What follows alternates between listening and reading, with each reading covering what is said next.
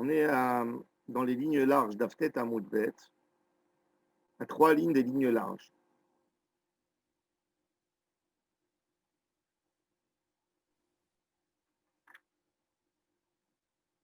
Rabbi Yochanan et Rabbi Elazar d'Amre Tarvaïon, Rishonim, Shenidgala Avonam, Nidgala Kitsam. Les premiers, les générations qui ont précédé, c'est-à-dire qui étaient à l'époque du Choman Metamikdash, Bait Rishon, Nidgala Avonam, leur faute a été écrite dans les paroles des prophètes, Avodazara, Gilou et Arayot, Shefirut Damim. Donc, en même temps, Nidgala Kitsan, il est écrit aussi la limite de leur exil. Il est écrit clair et net dans le texte, dans les paroles des prophètes, que leur exil va durer 70 ans. Rishonim, Nidgala Avonam, Nidgala Kitsan. Acharonim, Shelon Nidgala Avonam, les derniers qui ont essayé de cacher leur faute. Quand tu leur dis, vous avez de la haine gratuite, ils ne te disent pas du tout. Ils te donnent des exemples. Voilà, j'aime tel, j'aime tel. Il ne veut pas avouer sur la vérité. Il ne veut pas reconnaître sa faute. Si tu ne reconnais pas ta faute, tu n'as pas sur quoi faire tes chouvas. Alors, achronim, shelon idgala avonam, lo idgala kitzam. Et là, ça nous montre à quel point c'est dangereux. C'est dangereux de ne pas avouer sur sa faute, de cacher sa faute. Amar Rabbi Yochanan, Tova tzipornam shel rishonim, mikresan shel acharonim. Rabbi Yochanan, il s'est exprimé d'une façon un peu dure. Il dit dans l'animal, ce qu'on ne peut pas manger dans l'animal, c'est les ongles. Il y a une partie dure, il n'y a rien à manger. Et qu'est-ce que tout le monde mange dans l'animal? Le ventre. Alors il a dit, il vaut mieux l'ongle des ancêtres que le ventre des dernières générations. C'est-à-dire qu'il a voulu dire que les Rishonim, les générations qui nous ont précédées, les générations d'avant, ils étaient tzadikim, même qu'ils ont fauté à Vodazara, Gilou, Arayot, Shfirut Damim, ils étaient beaucoup mieux dans leur niveau spirituel que le niveau de la génération qui était dans le deuxième temps. Ça, c'est l'opinion de Rabbi Yochanan. Amar les Rishlak, qui sont beaux-frères, n'est pas d'accord. Adraba, pas vrai? Achronim a diffé. Apal Gavdi, Kashi Ibud Malchuyot, Karaske Batora. Il dit, non, le deuxième temple, on sait que dans les 200 premières années du second temple, il n'y avait pas de royaume au peuple d'Israël. Ils étaient soumis au royaume perse, soumis aux Grecs. Ils n'avaient pas d'indépendance qu'après, quand les Hashmonaïm ont pris la relève. Et malgré tout, ils étudiaient la Torah. Ils disent, ça, c'est plus fort que les générations d'avant la destruction du premier temps. Ça, c'était l'opinion de Rish Lakish. Rabbi Yochanan lui a dit, c'est pas vrai. Un avantage, mais ça ne veut pas dire qu'ils sont mieux. La preuve, c'est que le premier temple a été détruit, il a été reconstruit à nouveau. Le second temple, du moment où il a été détruit, il n'a pas été construit. Rabbi Yochanan y parle, à l'époque, c'est 230 ans, 240 ans après la destruction du second temple. Il faut savoir qu'à l'époque des rois romains, il y avait une génération qui avait un des rois qui a voulu convaincre les Juifs, faire avec lui la guerre contre des régions locales. Et il leur a promis que s'ils allaient l'aider, il allait leur autoriser à construire le troisième temple. Ils ont participé avec lui dans la guerre. En fin de compte, il est mort et ils n'ont pas construit le troisième temple. Alors, il dit, regardez dans les mots. Amarle, Bira c'est Bet Amikdash. Bira tochiach, shechazra la rishonim, velo chazra la acharonim. La Gemara, elle amène ils ont posé la même question que Rabbi Yochanan s'est posée lui et son beau-frère. Ils l'ont posé à Rabbi Elazar. Rabbi Elazar, c'est Rabbi Elazar ben Pedat. C'est de la même génération que Rabbi Yochanan. Rishonim Gdolim ou Acharonim Gdolim? Il est meilleur. Amar Lahem Tenu Ainechem Babira. Regardez Bet HaMikdash et vous allez comprendre. Vous n'avez pas besoin de me poser à moi la question. Regardez Bet HaMikdash. Les premiers, il a été reconstruit. Les derniers, il n'a pas été reconstruit. Ikade Amre et Amar Lahem. Eidechem Bira. Le témoin, c'est Bet HaMikdash. Bon, comment il a dit? Est-ce qu'il a dit mettez vos yeux ou il a dit regardez vos témoins? Le Sharagat Arié, Rabbi Aryeh Leib de Metz, il rentre dans une question un peu philosophique. Quelle est la différence si je dis mettez vos yeux sur Bet HaMikdash ou je dis votre témoin c'est Bet HaMikdash? Quelle est la différence entre Eidechem Babira ou Einechem Babira? Comme ça pose la question le Sharagat Arié. Alors il dit, on a vu le même texte qui se trouve dans le Talmud de Jérusalem. Dans le Talmud de Jérusalem, il y a un parallèle. Et là-bas, qu'est-ce qu'il dit? Il dit comme ça. Sha'alou et Rabbi Eliezer, Dorot acharonim ksherim min harishonim. Il dit, est-ce que les dernières générations, ils sont plus cachers que les premiers? Amar lahem, il lui aura dit, Eidechem bevet habechira yochichon. Vos témoins au Bet HaMikdash, les témoins du Bet HaMikdash vont témoigner à Avotechem. Et Viro et Atikra, שנאמר ויגל את מסך יהודה. שלא חרב אלא המסך, ואז כך, אבל הכתלים נשארו קיימים. אבל אנו פעפרנו את הכותלים שנאמר האומרים, ערו ערו, עד היסוד בא ללמדך, שכל דור שאינו נבנה בימיו מעלה עליו, כאילו החריבו.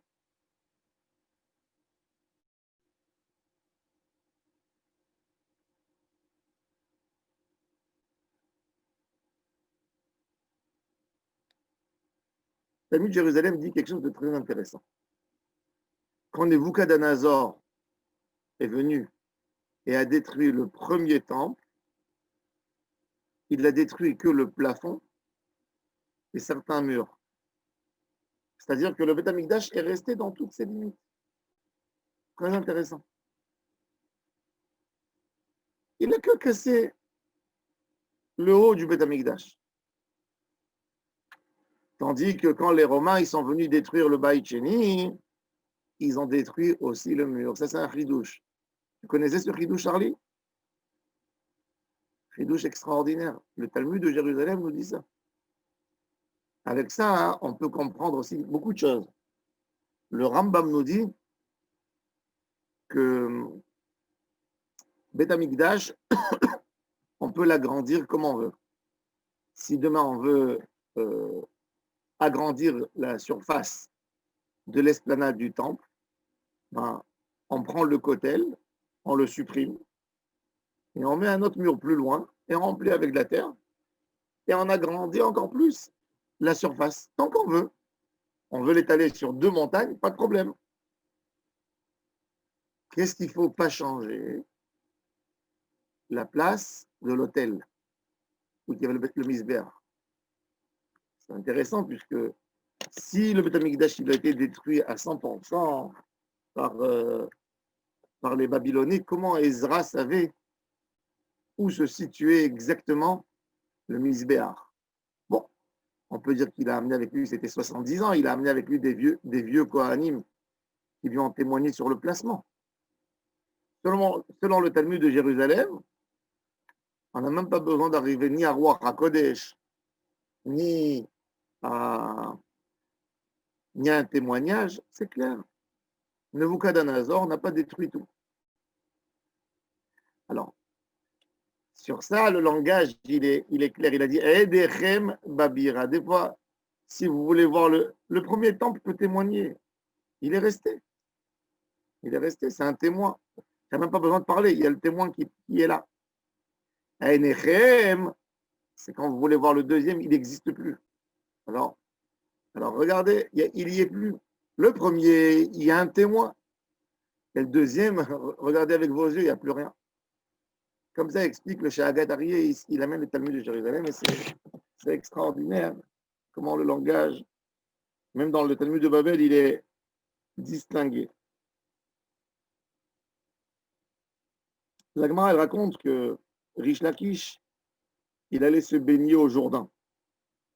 Rish Lakish, Havassach beyardena. Ata Rabba Barbarhana, Yehav Liyeda. Rabba Barbarhana, il a voulu aider Rish Lakish à sortir du Jourdain. Le Jourdain, c'est un fleuve très compliqué pour monter et pour sortir. Donc il lui a tendu la main pour l'aider à sortir. C'était déjà dans la vieillesse de Rish Lakish. Il n'avait plus cette force qu'il avait. Amarlé et Laha, Sanin Alechon. Alors, Rish Lakish était un homme très franc. Les gens avaient peur de lui. Et au lieu que Rish Lakish dit merci à Rabba Barbarhana, il venait de Babel. Il venait en Israël pour étudier la Torah, pour quelque chose, et il traversait le Jourdain. Et il a vu Rish Lakish se baigner, donc il est venu l'aider. Il a dit, je jure sur le nom de Dieu que je vous déteste, vous tous. Quoi? Je suis venu t'aider, tu me dis que tu me détestes? Oui, je vous déteste. Pourquoi? Parce que vous êtes pas venus tous les hommes de Babel en Eretz Israël quand Ezra a monté le deuxième temple. Si vous serez venus, on aurait eu la même Shekhinah qu'on a eu à l'époque de Salomon. Puisque la majorité, il n'y avait que 43 000 juifs qui sont venus en Israël quand on a construit le second temple. Il y avait des millions. Vous savez qu'il y a des témoignages qu'à l'époque, un peu après la destruction du temple, combien de juifs vivaient à Babel, vous savez? L'époque de la destruction, il y avait plus d'1 million. Après quelques années, 100 ans à peu près, on trouve déjà 2 millions de juifs à Babel. De Babel, les juifs sont partis en Espagne. Quand ils ne s'arrangeaient plus, ils sont partis dans les pays du califat. Ils sont descendus avec les Arabes, la conquête des Arabes en Mauritanie. La Mauritanie qui comprenait à l'époque le Maroc, la Tunisie, l'Algérie. C'est la Grande Mauritanie. C'est un pays, une province romaine qui s'appelait Mauritania. Et ils sont partis. Mais il y avait 2 millions de juifs à Babel et une minorité en Eretz Israël. C'est-à-dire, même à l'époque du second temple, il n'y avait pas de majorité juive en Israël. Il y avait, à l'époque du second temple, à Alexandrie, 1,5 million de juifs dans Alexandrie et ses provinces. Babel, 1,5 million. Arabie Saoudite, 1 million à 2 millions. Et il y avait Israël. Alors il a dit, je vous déteste, parce qu'à cause de vous, il n'y avait plus de Shekhinah, d'Irtiv, comme qui est écrit dans Shir HaShirim. Im Chomaï, Nivne Alea Tirat Kasef. Il dit, que Mohamed il parle du maçon. Le maçon, quand il va investir dans sa construction, quand il voit que les bases, quand tu veux construire une maison, si tu vois que tu as des bonnes bases, alors tu construis du costaud. Tu dis, je vais investir. Pourquoi? Parce qu'une maison, les bases, elles sont extraordinaires. Elles vont tenir. Ça vaut le coup d'investir. Je vais investir, je vais mettre des bons produits, je vais faire de la belle construction. Alors, on peut même mettre de l'argent, de la matière à argent. La Gemara dit que l'argent aussi, elle ne prend jamais de rouille. Elle peut devenir verte, elle peut noircir, mais dès que tu frottes, ça redevient propre. Tandis que le bois, il pourrit. Alors il dit, si Am Israël était comme une muraille pour garder le Beth Amikdash, il dit, je construirai, je mettrai toutes mes énergies dans cet endroit. Venez à la Tirat Kesef. Par contre, ici c'est une porte qui bouge et vous êtes touriste, vous rentrez, vous sortez, vous n'êtes pas là. Venez à Aléa, Natsura Aléa, Louar Arez, on mettrait que du bois. Regardez dans les mots. Si vous êtes comme une muraille, c'est-à-dire vous donnez les mains les uns aux autres et vous êtes ensemble, vous montez tous en Israël et chacun y soutient l'autre, vous êtes comme une muraille. Donc, c'est Tirat Kesef. Par contre, vous n'aurez pas eu le manque de la Shekhinah. Que vous êtes comme deux portes qui tournent. La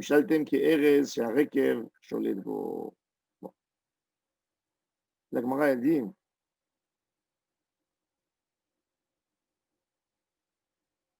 Rekev Sholet Bo, mais il a dit, il y a la Shekhinah, mais pas beaucoup.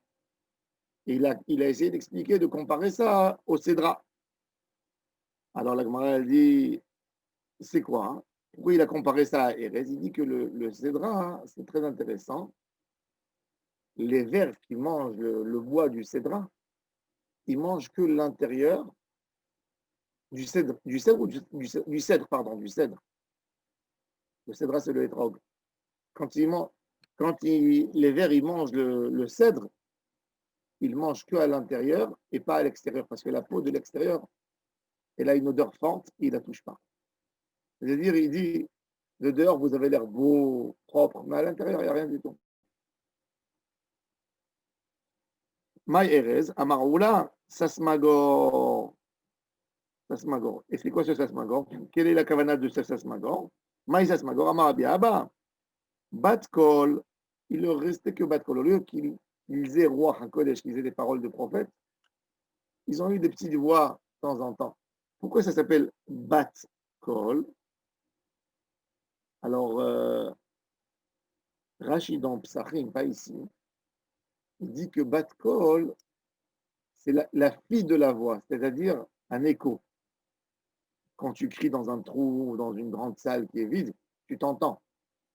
Il dit que même la parole à Kadosh Baruch Hu, quand Kadosh Baruch Hu, il parle avec les prophètes, c'est une parole directe qui nous rentre dans les oreilles. Mais quand il nous fait entendre sa voix par bas de col, c'est-à-dire, il fait entendre la voix, il y a un écho qui vient chez nous, on n'est pas assez capable d'être des récipients pour recevoir directement la parole divine d'Hachem. Kedetania, comme qui est écrit.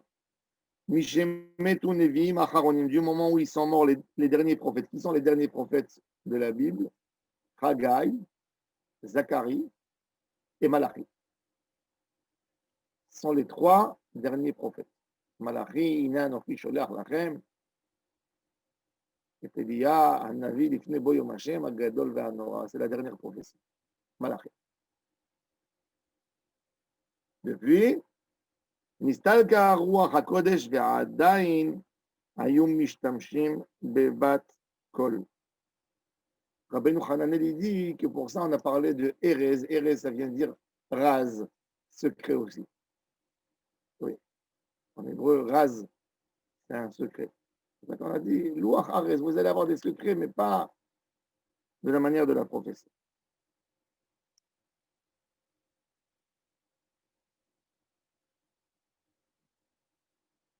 La Gemara, elle pose une question sur cette histoire, sur cette anecdote que Rish Lakish ne voulait pas parler avec Rabba Barbarhana, même qu'il l'a aidé à sortir du Jourdain.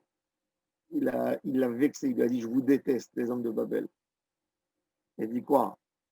Rish Lakish, il était là-bas en train de se baigner dans le Jourdain à l'époque avec Rabbi Elazar. C'est honteux qu'il parle comme ça devant Rabbi Elazar. Comment il peut dire une phrase pareille? Rish Lakish, Mimishtai Baade, Rabba Barbarhana.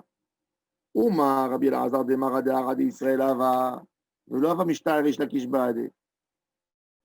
דמאן דמשתער ריש... Alors il dit quoi?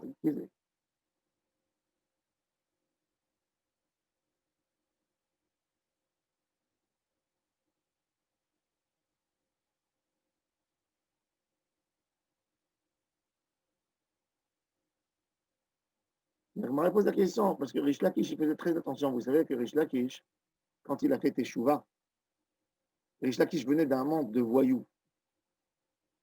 Rish Lakish, avant de faire sa Teshuvah, il a eu une vie très particulière. Quand sa maman était enceinte, son papa est mort. Et quand sa maman l'a accouché, sa maman est morte. Rish Lakish a grandi comme un orphelin chez sa tante. À l'âge de 5 ans, sa tante l'a jeté. Elle l'a mis dehors. Et le pauvre, pour vivre, il était dans la rue. Il s'est collé à des bandits. Comme il était malin, il est devenu le chef des bandits. Alors, vous savez, les chefs de bandits ne parlent pas avec les gens dans la rue. Tu sais, ils ont leur respect. Tu vas lui donner la main, il va te donner un coup de poing. Tu ne sais pas ce qu'il va te donner. Tu viens chez lui, tu fais comme si tu étais son ami, il te balance. Rish Lakish, c'est intéressant. Même quand il a fait Teshuvah, il ne parlait pas avec les gens. Bizarre, hein? Mais il ne parlait pas. Et quand il disait bonjour à quelqu'un, il disait bonjour que à quelqu'un qui était kadosh, qui ne parlait pas un mot à travers, à tel point que si on voyait que Rish Lakish saluait quelqu'un dans la rue, à l'époque, tellement c'était important, Rish Lakish l'a salué, qu'on lui prête de l'argent sans témoin, sans papier, sans rien du tout. Pourquoi? Rish Lakish lui a dit bonjour, tu sais.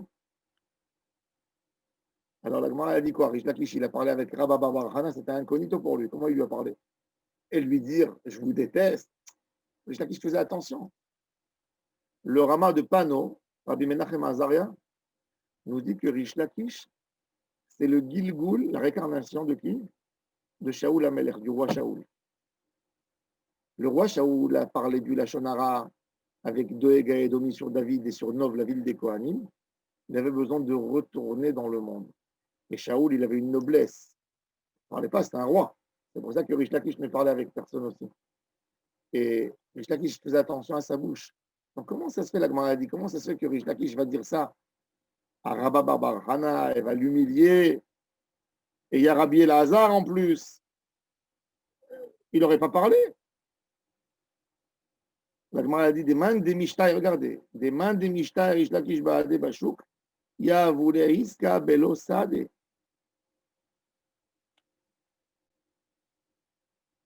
Rish Lakish, il faisait tellement attention. Vous savez, il y a des fois des gens, il faut faire très attention. Quand tu vois, il y a des gens, quand tu vas chez eux à la maison, où ils te montrent, ils sont importants, ils te montrent des photos à eux avec des premiers ministres, avec des grands rabbins, pour te dire, genre, moi, je suis un homme important. Je me rappelle quand j'étais avec le Rav Amar, des fois, il y avait des gens tordus qui rentraient. Et il me demandait de ne pas les laisser filmer. Il me disait pourquoi? Il me dit, cette personne, il ne vient pas pour me poser la question. Il vient pour prendre 2-3 photos et pour après aller être publié. J'étais avec le Rav Amar, j'ai parlé avec lui, il m'a dit ça et ça et ça et ça. Il m'a dit, celui-là, c'est un menteur, il ne faut pas le laisser filmer. S'il va filmer, il va y avoir une catastrophe. Un jour, je ne vais pas mentionner le nom, il y avait un gars au Maroc, un petit rabbin, il a fait des conversions pour de l'argent à tort et à travers. Et j'ai écrit une lettre au Maroc, comme quoi il faut vérifier ces conversions, et ces conversions ne seront pas reconnues par le grand rabbinat d'Israël. Un jour, il y avait un grand mariage d'une famille marocaine dans un grand hôtel à Jérusalem. Ils ont demandé au Rav Amar de venir faire le mariage. J'ai dit au Rav Amar, ne va pas là-bas, parce que je sais que ce rabbin du Maroc, ils l'ont amené avec eux. Il m'a dit, non, Chouma, ça fait honte. Je lui ai dit, ne va pas, écoute-moi, ne va pas. Il est parti. Quand il a rempli la ketouba, il est venu ce rabbin, et il s'est mis à côté de lui, et il fait comme s'il lui met le stylo, et les photographes, ils filment. Et après, il commence à lui parler. Il ne voulait pas se disputer avec lui devant tout le monde. Il a pris ses photos. Quand il est retourné au Maroc, il a dit, le Rav Amar a été d'accord avec moi sur les conversions. Il a été d'accord sur tout. Voilà, regardez les photos, regardez le sourire, regardez comment il est. Regardez comment faire attention. La Gemara a dit que Rish Lakish, comme il était rabbin, il avait très très peur. Il y a des gens qui vont dire nous sommes des sympathisants. Il y a tellement de gens qui utilisent la proximité des rabbinim pour s'approprier des choses. S'ils veulent s'approprier des petites choses, pas grave. Je suis proche de tel rabbin, pourquoi pas. Là, malo. Mais il y a des gens qui sont là, qui s'approchent des rabbinim, pas parce qu'ils veulent étudier la Torah, que parce qu'ils veulent tirer un intérêt, ils veulent escroquer. Et c'est leur certificat pour aller et rouler les gens. Ils vont chez des gens, et moi je peux vous dire, il y a des gens comme ça même à Ranana, ils vont chez des gens, et quand il te demande d'investir avec lui, tu hésites un peu, il te dit, tu ne fais pas confiance, tel rabbin, il mange chez moi toujours, il est toujours avec moi, je suis collé avec lui, etc. On a entendu plusieurs cas. Quand on a mentionné les choses, parce que c'est la Shonara, il faut faire très, très attention, être vigilant, surtout pour quelqu'un qui a un poste, ne jamais se coller avec des gens tordus, parce que ces gens tordus, ils ont besoin toujours d'un homme extrêmement droit avec eux, à leur côté. Et pour lui, c'est la carte, c'est la carte d'entrée. Quand les gens ils disent il est tordu, il dit moi je suis tordu, regarde mon ami, moi je vais toujours avec des gens droits, je ne vais pas avec des gens. Et toujours il pose la main sur le même. Et il faut faire attention de ça. C'est pour ça que Rish Lakish, il ne saluait même pas les gens dans la rue s'il n'était pas persuadé que c'était des tzadikim. Et c'est pour ça que quand Rish Lakish il allait parler avec quelqu'un dans la rue, on lui prêtait de l'argent, on lui faisait des affaires sans témoin. Alors la Gemara elle dit alors comment ça se fait si Rabbi Rish Lakish il parlait même pas avec Rabbi Elazar parce qu'il ne connaissait pas encore Rabbi Elazar à 100% et il ne parlait pas. Comment ça se fait qu'il est parti parler, discuter avec Rabba Barbarana et lui dire comme un ami moi j'aime pas les gens de Babel. Papa, la Gemara a dit Shadé Gavra Benaï, c'était quelqu'un d'autre là-bas. Il n'a pas commencé la conversation avec Rabba Barbarana, il a parlé avec Zéhir, mais Rabba Barbarana est venu l'aider. Il ne voulait pas qu'il l'aide, mais il l'a fait sortir. Et après, il a dit qui c'est? On lui a dit c'est un homme de Babel. Il a dit ah, j'aime pas les gens de Babel. À cause d'eux, il n'y a pas de Shrina en Israël. Alors, Bémet, il y avait ou Rishla Kishava ou Zéhir, il lui a donné la main, ou que Rabba Barbarana, il a tendu la main, et Rabbi Elazar, c'est lui qui se baignait. Et quand Rish Lakish est retourné au Beth Midrash, il rencontre son beau-frère et il lui raconte. Rabbi Yochanan, il raconte à Rabbi Yochanan ce qui s'est passé au Jourdain. Il dit est-ce que j'ai bien dit ou j'ai pas bien dit? Le drash que j'ai fait moi sur le texte de Im Chomai, Nivne Alea Tirat Kasevim, Deleti, Natsur Alea Loach Arez. Est-ce que j'ai eu raison dans cette étude du texte? Et Rish Lakish lui a dit non. Même si tous les Hébreux, tous les Juifs viendraient à l'époque, faisaient leur allié en Israël, il n'y aurait pas eu la Shekhinah. Ah, pourquoi? Il faut comprendre dans Rabbi Yochanan. Écoutez bien. Amar le lava inutama, ina misli kukuro, même s'ils seraient montés tous bimé Ezra, lava sharia shechina, b'migdash sheni, dirtiv, yaft Elohim le yefet, v'yishkon be'aole shem.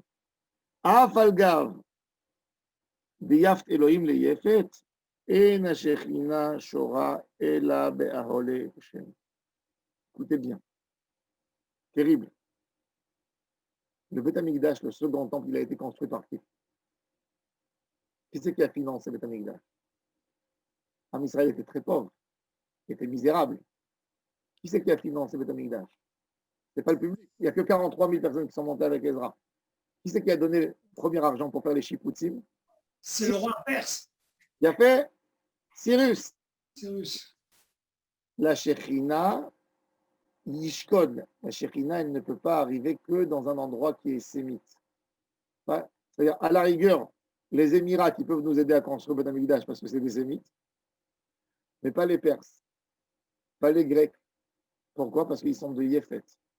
Où venait Yefet, Gomer, Vetiras, Umada, etc.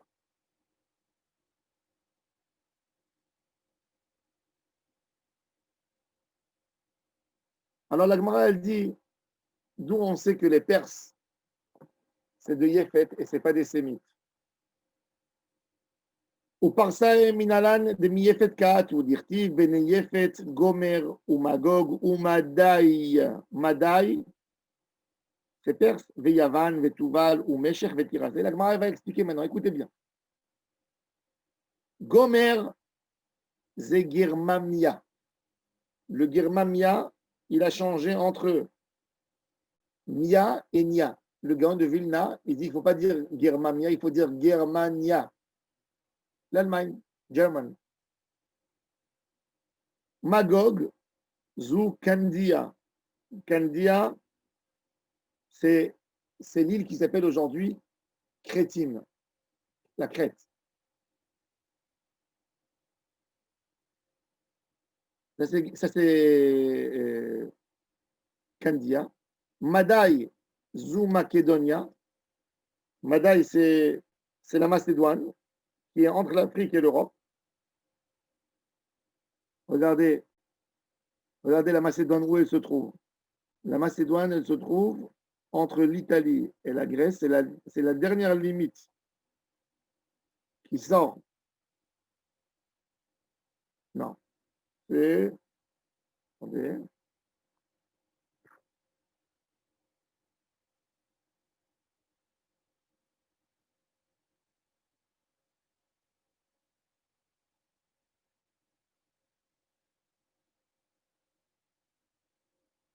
La Macédoine, elle est en haut de la Grèce.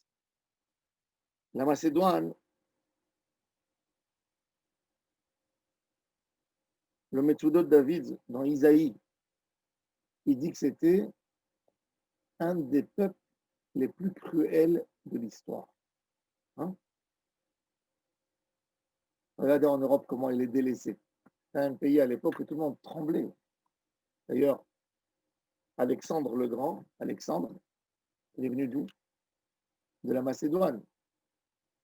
Il s'appelait le roi de Macédoine, Alexandre Meller Mogdon. Il est venu. Il y a eu maintenant un débat entre la Grèce et la Macédoine. Est-ce qu'ils ont le droit de s'appeler Macédoine? Parce que Macédoine, c'était un territoire grec après un moment, à l'époque d'Alexandre le Grand. Et ils ont dû changer le nom, je ne me rappelle pas comment, et ils sont arrivés à un arrangement avec l'ONU. Ils sont presque arrivés à une guerre civile pour faire ça. Donc, Macédonia, Yavan, c'est la Grèce. Tuval, Zebet, Uniaki. C'est une région aussi, Uniaki. Meshech, Zoumoussia. Meshech, c'est Moussia. C'est quoi Tiras? Les enfants de comment il s'appelle? De Yefet. Il y a un qui s'appelle Tiras, c'est pas du maïs. Tiras, Pligeba, Rabbi Simai de Rabbanan. Là, il y a des qui disent Rabbi Simon de Rabbanan. Hadamar, Zoubet Tariaki. Et Hadamar, Zouparas. Vechen, Tani Rav Yosef Tiras, Zouparas.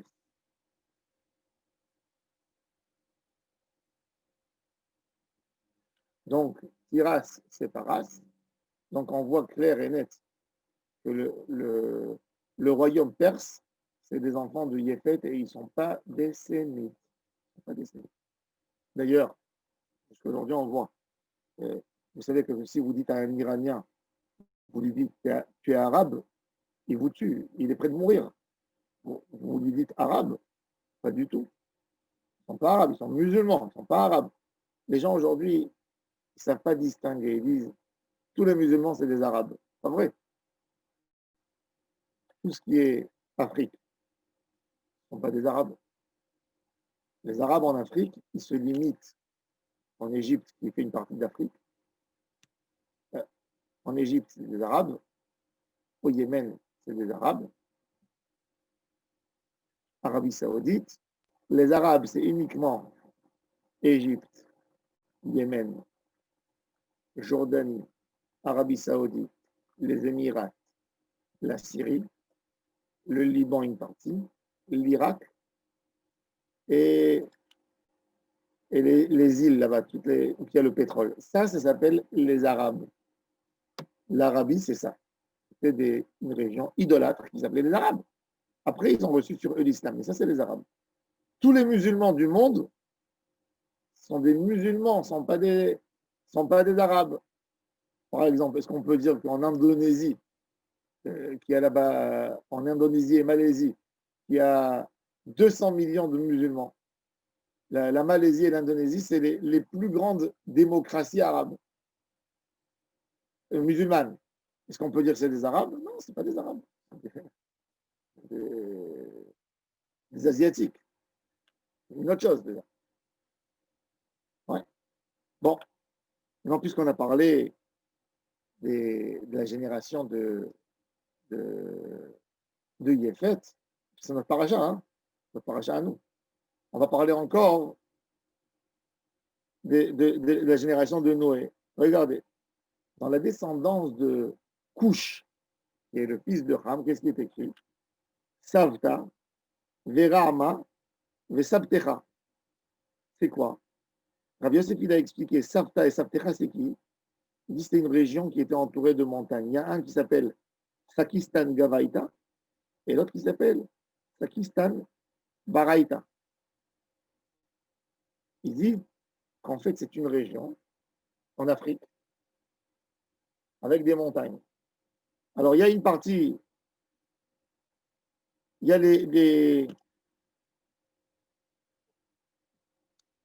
il y a les villages internes dans le bassin à l'intérieur, qui s'appelle Sakistan Gavaïta. Et la deuxième partie, les villages externes, c'est Sakistan Baraïta. Et il dit, c'est grand. Ils font d'un côté à un côté, ils font 400 km. Et quand on est tout ça, c'est 1000 km, cette région en Afrique. Ok. Encore, il est écrit dans cette paracha, sur Nimrod, le fils de Couche, le petit-fils de Ham, Vatei Reshit Mamlachto Bavel, Ve'erech, Ve'akad, Ve'chalne. Il y a 4 endroits mentionnés, Bavel, Erech, Akkad, Ve'chalne. Bavel, on sait, c'est la ville Babel. Erech, c'est Urikot, des régions. Abed, c'est Bashkar. Ve'chalne, c'est Nofer, Ninfe.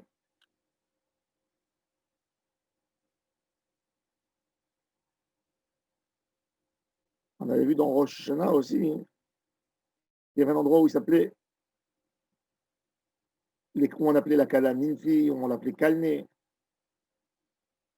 Bon, il a donné en fait des noms des régions. Encore, il est écrit, Minaharetzaï Yatsa Ashur. Ashur, c'est intéressant. Alors nous, tous, on connaît le royaume assyrien. Et la Gemara, elle dit quelque chose d'extraordinaire. Ashur, c'était un monsieur, une grande famille à l'époque, quand ils ont voulu construire la grande tour contre Akadosh Baruch Hu. Il y a eu une personne parmi tous qui est partie, qui a réuni sa famille, qui a dit, nous ne sommes pas des grands croyants, mais je n'ai pas envie non plus de lutter contre Dieu. Venez, on se sauve ici. Ce monsieur, il s'appelait Monsieur Ashur. Il a quitté, avant de construire la tour, il a quitté les dieux et il est parti s'installer. Il a construit Nénive, Ninvé, Rehovotir et Kalach. Nénive, on la connaît du prophète Yona. Rehovotir, c'est le Prat de Meishan, et Kalach, c'est Perat qui est à Boursif, c'est des régions à Babel. Après, il est écrit Ve'etresen, il a construit une ville qui s'appelle Resen, qui est entre Nénive et entre Kalach, qui est une grande ville, Yair Agedola. Et la Gemara, elle veut dire c'est où Resen. C'est Actisphon. Actisphon, c'était une région. Dans la Gemara, si vous voyez dans le traité Gittin, la Gemara dans Davvav, là-bas, elle parle de Actisphon et de Ardeshir. C'était des très grandes villes en Irak, dans la partie kurde. Et là-bas, c'est les descendants de Néniv, de Ashur. Alors la Gemara a dit, c'est quoi Iaïr Agdola? Est-ce qu'on veut dire de Nénive que c'est la grande ville ou on parle de Resen qui est la ville Agdola? Alors on dit non, on parle de Nénive. Chez où Omer Veninda et Taïr Gedola l'Elohim à Alach Shloshit Yamim. Pour aller à Nénive, pour marcher de Nénive d'un côté de la ville à l'autre côté, il fallait 3 jours. Tellement elle était grande. 3 jours à pied. C'est beaucoup. Si un homme il fait, euh, si un homme il fait en moyenne 30-35 km à pied par jour, bah, si tu fais 3 jours, tu as 100 km. Istanbul, par exemple, d'un côté de la ville à l'autre côté, c'est une surface de 70 sur 80 km. C'est énorme. Il y a 17 millions d'habitants. Vous allez d'un endroit à la ville à l'autre côté. Bon, disons qu'à l'époque, il n'y avait pas des immeubles, la technologie de construire des immeubles de 5, 6 étages. Alors bon, c'était des 1 étage, 2 étages, des maisons, mais quand même, ça fait beaucoup. Ça fait 3 à 4 millions. Dans les villes anciennes, c'est les plus grandes villes qu'il y avait dans le monde.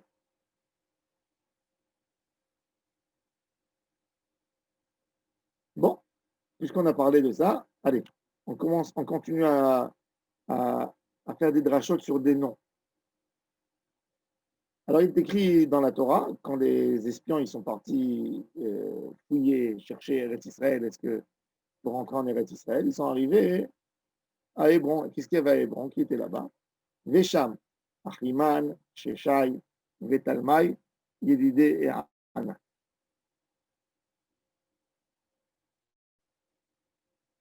Oui, dans la première ligne large. Tana. Pourquoi il s'appelle, c'est quoi ces noms? Achiman. Achiman, c'est Shaya Meyuman. Il était Meyuman chez Bahrim. Il était le plus fort de tous les frères. Ça vient du sens Yamin. En hébreu ou en langue canaanienne de l'époque, Achiman. Tu peux faire Ach Yemen ou tu peux faire Achiman. C'est le plus fort de tous. Achiman. Sheshai, Shemesim et Haaretz Kishritot. Pas Shritout en hébreu, Shritout, Shachat. Shachat, c'est des trous. Où il marchait, il faisait des trous. C'est comme les tanks, quand ils marchent sur une route, ils cassent tout de leur poids. C'est tellement énorme où ils marchaient, ils cassaient la route. Talmaï, Shemesim et Haaretz Telamim. Telamim, quand il marchait, il faisait comme si c'était des sillons. Achiman, il y a une autre rachat, Davar Acher, Achiman Bena, Anat, Shishai, Bana Alouche, Talmaï Bana Talmouche. Il y a des qui disent qu'on parle sur les endroits qu'ils ont construits, que chacun d'eux a construit une région ou une ville. Bon, ça c'est Rachid dit qu'il faut supprimer ce texte ici, Bana, mais dans d'autres paroles, il est mentionné ce texte. Pour Rachid, il faut supprimer Achiman Bana Anat, Sheshai Bana Alouche, Talmaï Bana Talmouche. Il y a l'idée à Anak, chez Maraniki Mahama Bekomatam. Tellement ils étaient hauts qu'on pensait que leur tête, elle rentre dans le soleil. Amar Rabbi Yoshua ben Levi, Amar Rabbi. Atida Malchut Romi, Shetipol Beyad Paras. À la fin des temps, Rome va tomber dans les mains des Perses. Alors, on ne sait pas est-ce que ça s'est déjà passé dans l'histoire. On sait qu'il y a eu les Perses qui ont envahi Israël à une époque, qui ont tué les chrétiens qui étaient là, les Romains. C'est après Rabbi Yoshua ben Levi, c'est-à-dire ça s'est passé il y a 1300 ans à peu près, 1200 ans, il y a eu. 1600. Hein? En 1600. En 1600, il y a eu la première invasion où ils sont remontés. C'est là où on a inventé les croissants. Ça, où les Ottomans sont remontés et ils sont montés jusqu'à Je ne parle pas des Ottomans, on parle des Perses. les Perses. Les Perses. Les Ottomans, oui, on connaît l'histoire des Ottomans. Ils sont venus avec les Mongols et toute leur histoire. Non, non, on parle des Perses. Et les Perses vont chasser Édom.